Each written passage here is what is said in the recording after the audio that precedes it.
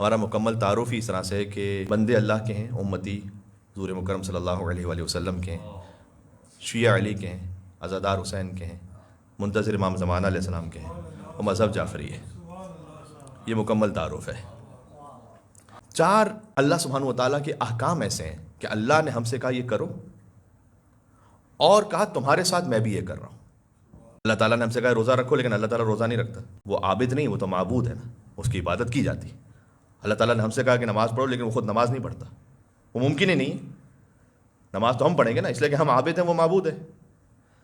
چار امر ایسے ہیں کہ اللہ نے کہا یہ کرو، میں بھی یہ کر رہا ہوں۔ یہ چار امر وہ ہیں کہ جو قرآن کی آیت میں ہیں، اور ہر امر کے لیے، ہر حکم کے لیے حدیث موجود ہے ساتھ میں۔ پہلا ہے ایک خاص گواہی، اللہ نے کہا تم بھی دو، میں بھی دے رہا ہوں۔ دوسرا ہے درود، تم بھی پڑھو، میں بھی پڑھ رہا ہوں۔ اللہم صلی علی محمد وعلی محمد۔ تیسرا ہے کچھ لوگوں پر لعنت، تم بھی کرو، میں بھی کر رہا ہوں۔ اور چوتھا ہے انتظار، تم بھی کرو اور میں بھی کر رہا ہوں۔ آیت ہے یا آیت ابھی چار آیتیں سناتا ہوں آپ کو، چار آیتوں کے بعد کنکلوڈ ہو جائے امام زمان علیہ السلام کے بارے میں، کہ یہ انتظار وہ ہے کہ جو ہمیں ملا دیتا ہے اللہ سبحانہ و تعالیٰ سے، جوڑ دیتا ہے اللہ سے۔ کیا خوبصورت بات ہے۔ پہلا امر ہے گواہی کا، وَإِذْ أَخَذَ اللَّهُ مِيثَاقَ النَّبِيِّينَ لَمَا آتَيْتُكُم مِّن كِتَابٍ وَحِكْمَةٍ ثُمَّ جَاءَكُمْ رَسُولٌ مُصَدِّقٌ لِّمَا مَعَكُمْ، سورہ آل عمران کی آیت نمبر 81 ہے، کہ جب اللہ سبحانہ و تعالیٰ نے انبیاء سے میثاق لیا، ایک عہد لیا، جب ہم تمہیں کتاب اور حکمت عطا کریں گے تو تم تصدیق کرنا ایک رسول کی۔ اس لیے ہر نبی نے بشارت دی ہے آگے کہ ایک رسول آنے والا ہے، تو تصدیق کرنا تم رسول کی، وَلَتَنْصُرَنَّهُ، اور اس کی نصرت بھی کرنا۔ اب وہ انبیاء کے جو گزر چکے ہیں وہ کیسے نصرت کریں گے؟ رسول اللہ کی نصرت کیسے کریں گے؟ اللہ نے کہا اقررتم، کیا تم اقرار کرتے ہو؟ یہ عالم انوار کی بات ہو رہی ہے، عالم ارواح میں، کیا تم اقرار کرتے ہو اے نبیوں کہ تم یہ کام کرو گے؟ وَأَخَذْتُمْ عَلَىٰ ذَٰلِكُمْ إِصْرِي، اور کیا تم اس پیمان پر عہد مانتے ہو؟ قالوا اقررنا، انہوں نے کہا ہم اقرار کرتے ہیں۔ قال فاشهدوا، اللہ نے کہا گواہی دو اس کی کہ تم اقرار کر رہے ہو۔ وَأَنَا مَعَكُمْ مِنَ الشَّاهِدِينَ، میں بھی تمہارے ساتھ گواہی دینے والوں میں سے ہوں۔ کس چیز کی گواہی؟ امام جعفر صادق صاحب جب اس آیت کو پڑھتے تھے نا تو یہ فرماتے تھے کہ اللہ نے جو اقرار لیا نا، لَتُؤْمِنُنَّ بِهِ، یعنی رسول اللہ صلی اللہ علیہ وسلم، کہ اللہ نے انبیاء سے کہا کہ تم رسول پر ایمان لے کر آؤ میرے، وَلَتَنْصُرَنَّهُ، یعنی وصیہ امیر المومنین، اور نصرت کرو اس رسول کی۔ نصرت ایسے کرو کہ اس رسول کے وصی کے لیے مانو کہ وہ امیر المومنین ہے۔ جب تم نے امیر المومنین کو ان کا وصی مانا، اس کا مطلب ہے کہ ان کی نصرت کر لی۔ اس کے بعد اللہ سبحانہ وتعالیٰ نے کہا کہ تم یہ گواہی دو کہ اللہ کے سوا کوئی معبود نہیں، محمد صلی اللہ علیہ وسلم اللہ کے رسول ہیں، علی اللہ کے ولی ہیں، تم گواہی دو، میں بھی یہ گواہی دینے والوں میں سے ہوں، میں بھی اس بات کا گواہ ہوں۔ رسول اللہ کی رسالت کا گواہ خود اللہ تعالیٰ نے قرآن میں کہا ہے۔ تو پھر فرمایا کہ اللہ نے کسی نبی کو بھیجا ہی نہیں جب تک کہ اس نے نبوت محمد اور ولایت علی کا اقرار نہ کیا، اس حدیث میں فرمایا۔ تو یہ ایک تو یہ بات ہو کہ سید شرف الدین حسینی اسر آبادی کی تفسیر ہے، آج سے تقریباً 500 سال پہلے کی، آواز سے میں نے اس حدیث کو پڑھا۔ دوسرا ہے درود، یہ سبھی جانتے ہیں ہم کہ اللہ نے اس سے پہلے کہ ہم سے کہتا کہ تم درود پڑھو، اللہ نے خود کہا کہ ان اللہ و ملائکتہ یصلون علی النبی یا ایھا الذین آمنوا صلوا علیہ وسلموا تسلیما، اللہم صل علی محمد وعلی محمد۔ ایک عمل جو یہاں پر رائج ہے، جیسے ہی نماز ختم ہوتی ہے ہم کوشش کرتے ہیں کہ آیت پڑھیں کہ ان اللہ و ملائکتہ یصلون علی النبی یا ایھا الذین آمنوا صلوا علیہ وسلموا تسلیما، اللہم صل علی محمد وعلی محمد۔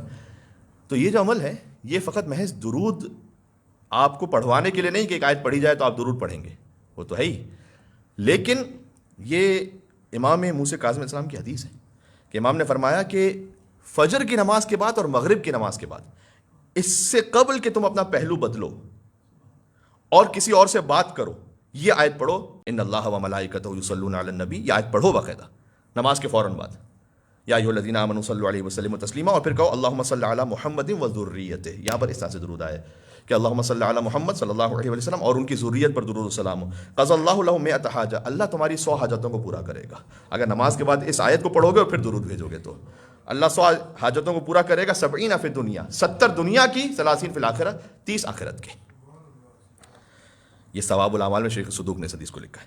تیسرا وہ عمل کہ جس میں اللہ کہتا ہے کہ تم بھی کرو میں بھی کر رہا ہوں، وہ ہے کچھ لوگوں پہ لعنت. سورہ بقرہ کی آیت نمبر 159، ان الذین یکتمون ما انزلنا من البینات، وہ کہ جو ہم نے روشن نشانیاں دی ہیں انہیں چھپانے والے ہیں، والہدی، اور جو ہم نے ہدایت دی ہے اس کا کتمان کرتے ہیں، من بعد ما بیناہ للناس فی الکتاب، اس کے بعد بھی کہ ہم نے کتاب میں روشن اسے بیان کیا ہوا ہے تب بھی وہ چھپا کے رکھتے ہیں. اولئک یلعنہم اللہ، سب سے پہلے تو اللہ ان پہ لعنت کرتا ہے، اللہ.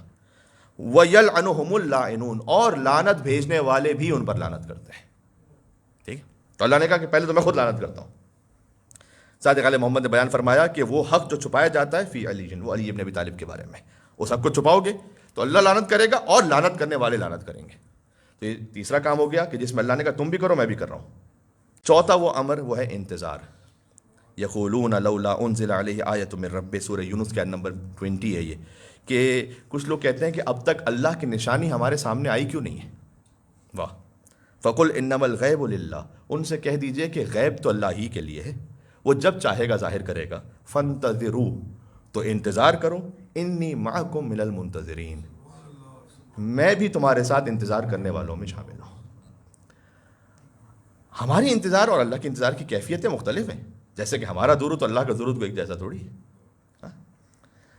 اللہ سبحانہ و تعالیٰ کی کوئی ایکسپیکٹیشن ہے، میں تم سے ویٹ کر رہا ہوں کہ اپنے آپ کو سدھار لو، تم انتظار کرو. یا خوبصورتی کیا ہے، ایک تو اللہ نے کہا تھا کہ میں درود بھیجتا ہوں اپنے رسول پر، نبی پر، تم بھی درود بھیجو. ٹھیک ہے، لعنت کے لیے کہا کہ میں لعنت کرتا ہوں اور لعنت کرنے والے بھی لعنت کرتے ہیں. یہاں پر یہ نہیں کہا، یہاں پر کہا فانتظروا، تم انتظار کرو، انی معکم، میں تمہارے ساتھ ہوں انتظار کرنے والوں میں. یہ معکم کا لفظ بڑا لطیف ہے، تمہارے ساتھ ہوں میں. آپ نے گھر میں علامہ رشید ترابی صاحب کی مجلس لگائی اور گریہ کیا، عزاداری ہو گئی، وہ بھی عزاداری ہے. کہ ایک مرتبہ ہے کہ آپ فرش عزا پر آئے تو آپ نے کسی بھی مجلس میں جا کر وہاں عزاداری کی. جب آپ نے گھر پہ عزاداری کی تو عزاداری اس کا ثواب ہے، لیکن آپ یہ نہیں کہہ سکتے کہ میں نے آپ سب کے ساتھ مل کر عزاداری کی. ہاں، اللہ تعالیٰ کہہ رہا ہے انتظار کرو اور میں بھی تمہارے ساتھ ہوں انتظار کرنے والوں میں. I am side by side with you. اچھا، حدیث ہے سلسلے میں، حدیث نہ ہوتی تو میں نہیں پڑھ پاتا. یہ یحییٰ بن ابو القاسم نے امام صادق علیہ السلام سے سوال کیا کہ مولا اس آیت کا مطلب کیا. پہلے وہ آیت پڑھی انہوں نے، سورہ بقرہ کی آیت، الف لام میم ذالک الکتاب لا ریب فیہ ھدی للمتقین الذین یؤمنون بالغیب. یہ کتاب ہدایت ہے متقین کے لیے. تو متقی کون ہے؟ اب دیکھیں، اب کسی کو یہ ہو کہ یہ کیا اسپیسیفک یہ بات ہوگی، تو میں تو خود سے نہیں کہہ سکتا، صادق علیہ محمد کا کلام ہے. امام نے کہا اگر خلاصہ کرنا چاہو تو شیعۃ علی، علی بن ابی طالب کا جو واقع شیعہ ہے وہ ہے متقی. اس کے لیے قرآن ویسے ہدایت ہے کہ جیسے اللہ سبحانہ و تعالیٰ نے چاہا ہے. ایک لیئر تمام انسانوں کے لیے ہدایت ہے قرآن کی، ھدی للناس. ایک خاص گہرائی ہے کہ جو خالی متقین کے لیے، وہ ہے مولا علی علیہ السلام کو ماننے والا. اور پھر امام نے کہا کہ اس بات کی دلیل یہ آیت ہے کہ یقولون لولا انزل علیہ آیۃ من ربہ فقل انما الغیب للہ فانتظروا انی معکم من المنتظرین. پھر امام نے یہ آیت پڑھی. متقی کون ہے؟ جو غیب پر ایمان رکھتا ہے. امام نے کہا غیب فہو الحجہ الغائب، وہ حجت ہے کہ جو غائب ہے، یعنی امام زمانہ کی طرف اشارہ کیا. اور پھر فرمایا کہ اللہ نے کہا ہے کہ تم بھی انتظار کرو تو میں بھی انتظار کرنے والوں میں سے.